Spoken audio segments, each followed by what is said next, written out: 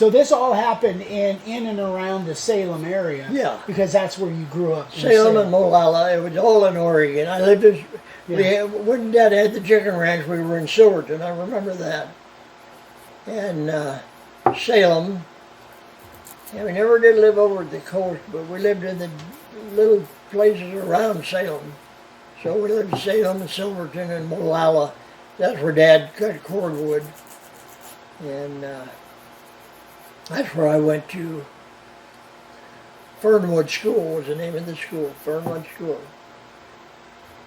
It was a while ago.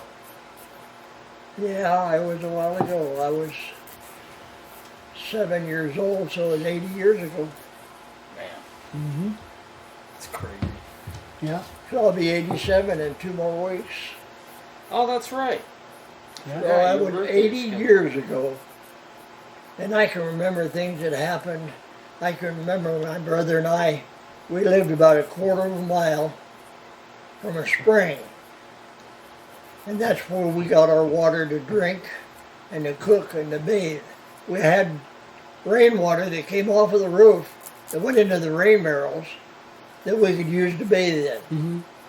But we had a 5-gallon Cairo syrup can. You don't know what they are, but it was a 5-gallon can, metal, that was square. And it had a cap on the top. And my dad hooked that up to something that my brother and I could carry on a pole between us. Because 5 gallons of water is like 50 gallons. Yeah. 50 pounds. 50 pounds, I mean. Yeah. And 45 pounds. Yeah. But we would walk to this spring, and we always had a scoop can, and we would scoop that 5-gallon can full of water, put it back on our shoulders, and walk back home. And that was Mama's cooking and our drinking water. Daily. So you needed to do that. Oh, we every needed day. to do that every 5 gallons of water. Right. That's a day. Yeah, Yeah. That's for the day. Now, at the end of the day, of course, the rain barrel, it rained, once or twice a week in Oregon. Yeah. So I always had a rain barrel full of water. And Mama would go out on Saturday night. Us kids all took a bath in a galvanized washing tub, which was about not as big around as this. And since I was the littlest, I got to bathe last. And usually in the same damn water that my brother and sister bathed in. But Mama would always have water on the stove that was really warm, not hot. And after she would scrub us down in this, or she would scrub me down, my brother and sister had to wash themselves. Then she would pour this water over us to rinse us off. Yeah. And then she always had towels and wrap a towel around us, and we'd step out of the tub. I remember when I was a little kid, you were pretty adamant that you don't take baths, you take showers.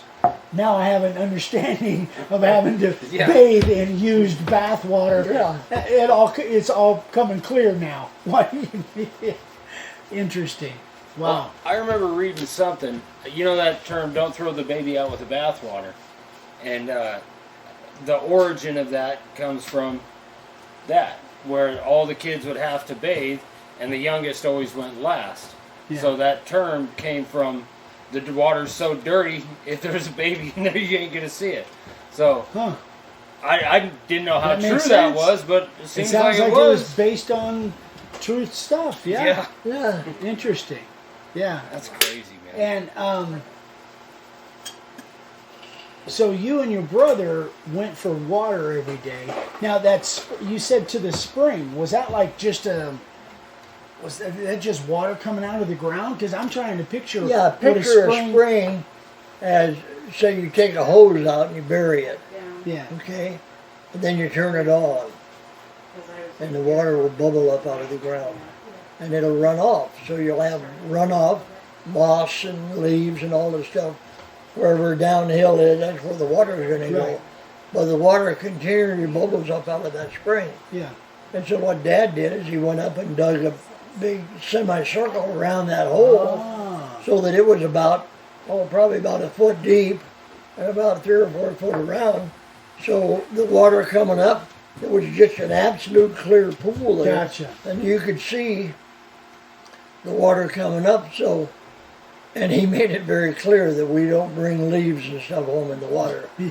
So we would very carefully scoop the water off the top and put it in the can. Yeah. But the water was bubbling up, and it was the beginning of a creek. And the creek flowed from where we were on the side of it. This was on the side of a hill. The creek flowed downhill for miles. I mean, and it would join other creeks. So Sure, we were of course. spring fed. Yeah. And So would Grandma Frances boil the water before you drank it, or Oh, no. was it safe to No, drink it right was- out of there? hell no, it was absolutely pure water, right? Just like coming right out of a well. Yeah. No, there's never had to worry about boiling the water or contaminated water. It was crystal clear and completely safe. The only water she would boil would be the rainwater that would come off of the roof. And that was pretty clear water. But the spring water was absolutely pristine. It was, And so that was primarily for cooking then. Yeah. The spring water. right, And then the rainwater was used for bathing. exactly. Got it. Yeah. Got it. Cooking and drinking Yeah. was the spring water. Yeah. If we wanted to drink out of the rain barrel, we could, but sometimes there were birds that fell in there and Yeah. stuff that come off the roof. We weren't particularly interested in, but we always had drinking water out of the spring, so Yeah. it's just like our water here. So what? So you, from the Caro syrup can, did Grandma transfer that over to something? So, or did you have multiple cans? No, she had a big crock, Okay. big, huge crock pot, Gotcha. and she kept the water in that. And the water would get down a little bit low, she'd pour it into a couple of quart bottles, quart jars that she canned in. And we'd have to go to the spring and get some more water. Yeah. And was that somebody else's property, or was it the property? No, it was that on property that we lived on. you lived It on? had been an old sawmill at one time. The sawmill had been torn down. And the funny thing is, the sawmill had been torn down, but the big pile of sawdust, a huge pile of sawdust, it was bigger than the house we lived in, was still there. Really? And I remember my brother and I had a cousin that used to come up there. Anyway, we tunneled into that one day. Had a tunnel back in there, maybe 6 or 7 feet. The damn thing collapsed on us. Oh, that's what I just had a nightmare of. Yeah. Holy crap. Yeah. And you were able to dig your way Yeah, out? we was able to dig our way out. Yeah. I think my cousin, we had to pull him out. I bet your mom didn't know about that when No. you did it. She didn't know about it. There was a little neighbor girl that lived, 2 neighbor girls lived about a mile away, used to come down to our place to play. And that's the first time we ever played doctor was with those 2 little girls out in that sawdust pile. We'll just leave it right at that. we'll move on from there and leave that subject where And talk about a vivid memory. All right, I think we're gonna end on that note. I think so. So if you want to do another one of these, I can remember stuff back that happened back in the 40s, the late 30s, like it was yesterday. And my recollections on some of the stuff may be a little fuzzy, but most of it is based on true recollections. That's awesome. Okay, say goodbye, Gracie. Okay, we're gonna shut it down. So we're all done. Are we still filming? Yeah, we filmed all that. Oh, I didn't know that. Vicky started the camera again. I So had no idea. I thought we were just impromptu. That's why. So that I'm glad I watched my language a little. you did a little bit. Not too bad. It Are wasn't we too still bad. filming?